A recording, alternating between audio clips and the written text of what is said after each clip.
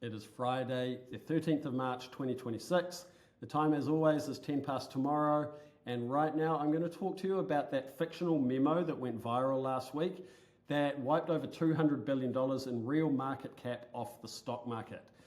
It was written by Citrini Research, who are an independent research shop, and they published what we need to acknowledge is a made-up scenario. It was published as if it was a research paper.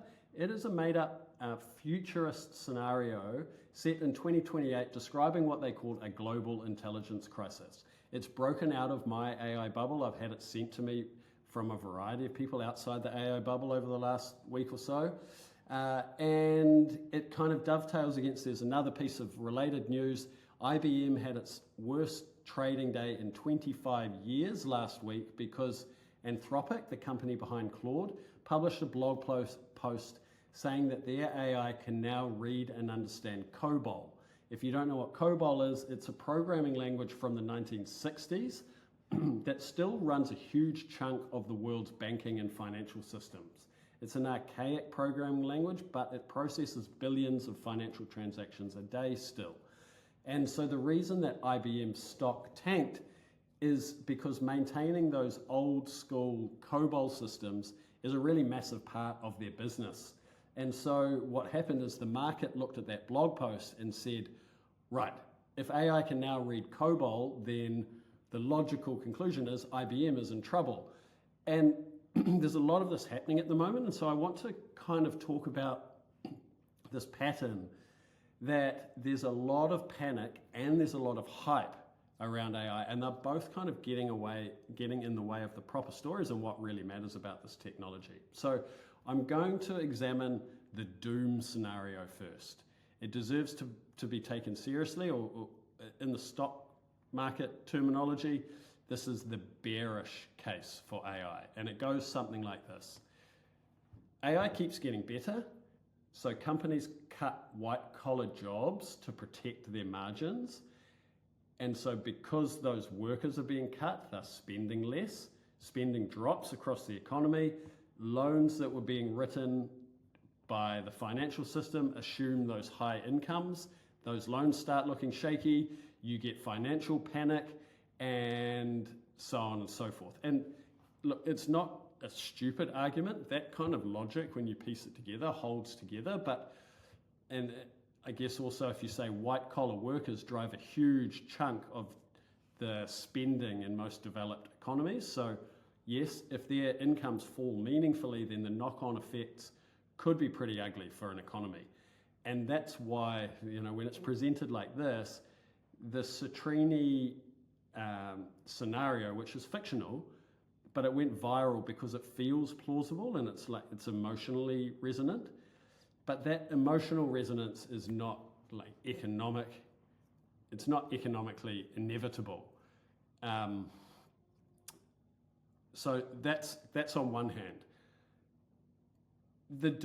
To continue that doom framing, it actually rests on this assumption that AI will replace people wholesale, like entire roles gone at the click of a fingers.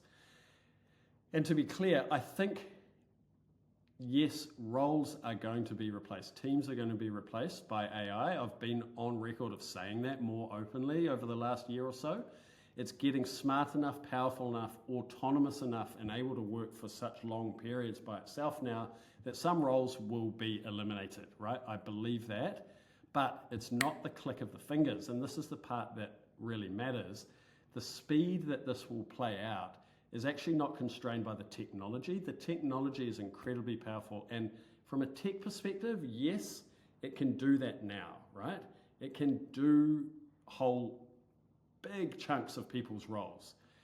But people and organizations operate at a much slower pace than technology, right? And that's because there's friction throughout all of our systems. There's legal friction, and cultural friction, political friction, people friction. And that is, I think, what will make the difference between this gradual managed, no, it won't be gradual, but it will not be a click of the fingers around a sudden collapse of whole economies that the doom scenario describes. like that Citrini scenario. This has been backed up. Recently, I saw. Of course, you're going to say you find what you want to see, but there's a really powerful piece released by an economist at Chicago Booth called Alex Emas, and he did economic numbers and scenarios around this, and basically he was asking, so under what conditions does AI actually cause GDP to shrink? And what he came to was you need multiple extreme things to happen all at the same time. So you'd need labour income to almost collapse entirely. And also, assuming that AI does bring these productivity changes that cause the labour income to collapse, prices must also fall, but he's saying consumers would also have to stop responding to those falling prices. He says capital, the owners of capital will have to actually all decide to hoard their cash instead of spending it or investing it. And also at the same time, governments in all of these functioning democracies would all have to decide to do absolutely nothing in response to all of these economic levers. So his argument is that each of those things might happen in isolation, but the idea that all of them would happen simultaneously in functioning democracies is very unlikely. And so I think that that is the storyline and the most useful thing that senior business leaders, boards of directors, just people in general can hear right now about AI, because it's not saying everything's fine. It's not saying bowl on, there's going to be no disruption. There will be disruption, but the catastrophic version requires all of those things to go wrong at once, right? Just those conditions are too extreme to hold together. So that's the bear case, the doomer case. What about the bull case, the techno-optimist case? Not the lazy version, which is just like, well, new technology always creates new jobs. That's too simplistic to be a real argument. But the real optimist case here is they build it around purchasing power. So they say, well, if AI is going to cut the costs of services by 40 to 70%, and services make up the majority of a household's spending, then yes, even if there's some wages dipping slightly, but real purchasing power goes way up, then the money doesn't vanish and it goes to the households. Like examples would be, let's say real estate commissions shrink, or financial advice gets cheaper, or tax, accounting costs get automated. So households absorb that money and then they spend it. This is the bullish argument. And they would say, we've seen this pattern before with cars and electricity and computing and mobile phones, and every time we get these new generational technologies, that the pie gets bigger, and yeah, the slices moved around, but the whole pie grew. And so then the debate really hinges on speed, right? It's like, does AI displace jobs faster than the people in markets can adapt? And so that kind of brings me into a framework that I think is quite useful to visualize here, which is to say, let's imagine two curves, and curve one is AI capability, right? How fast is this technology improving? In real terms, often there's like long periods of months where this technology is going faster than exponential, right? The costs of AI are falling dramatically, right? And so curve two is like economic reorganization. How quickly can businesses and regulators and institutions and people actually change what they do? And that curve is moving slowly because it's constrained by all that friction that I talked about earlier. And so that gap between the two curves is where all this confusion is happening. And I think that's the part that we need to examine more and understand it better. That's what I'm trying to explain in this video. That gap explains why the capabilities of AI are extraordinary, right? And it also explains why the actual disruption that we're seeing in terms of GDP and disruption to the job market at the moment is still feeling pretty modest, right? And so that explains why the markets are confused, and explains why like early adopters, people in our AI bubble, are like massively pulling ahead, and why what they're saying is true. They are seeing the full capabilities of what this technology can do for individuals and for organizations, but they're doing it quietly. And, so I think this is the lens for leaders and board members and people in general to see AI through right now.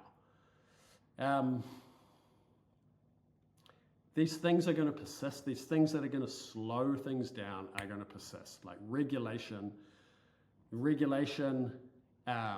organizational inertia.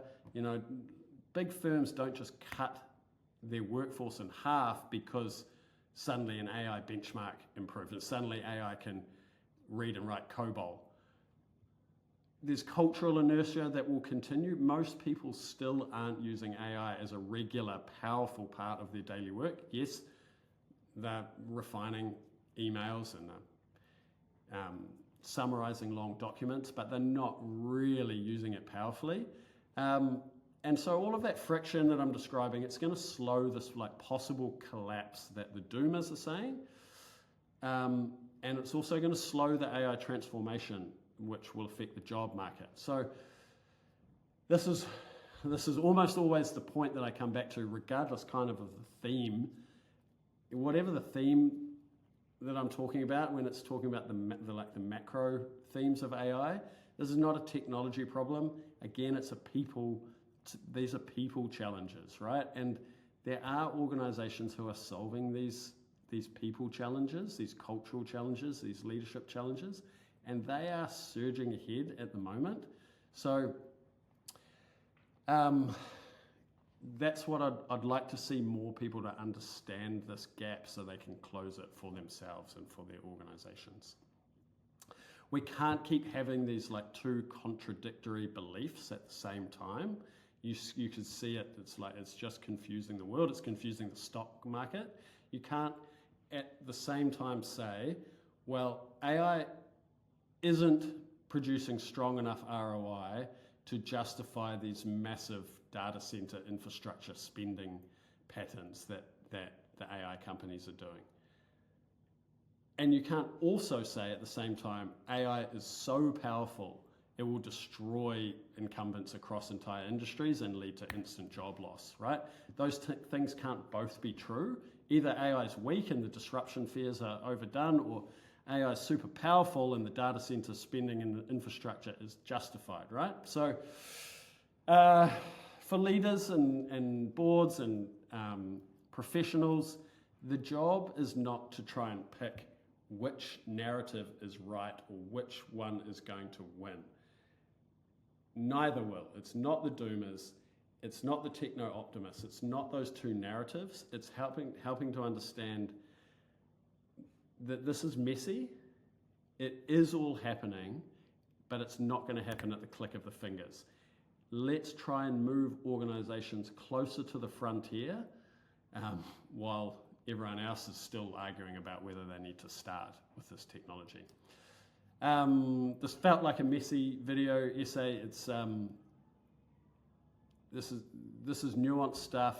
It's happening in real time, and it's complex and it's messy. So interested to hear your thoughts on these themes. As always, please throw them into LinkedIn. Find me on LinkedIn.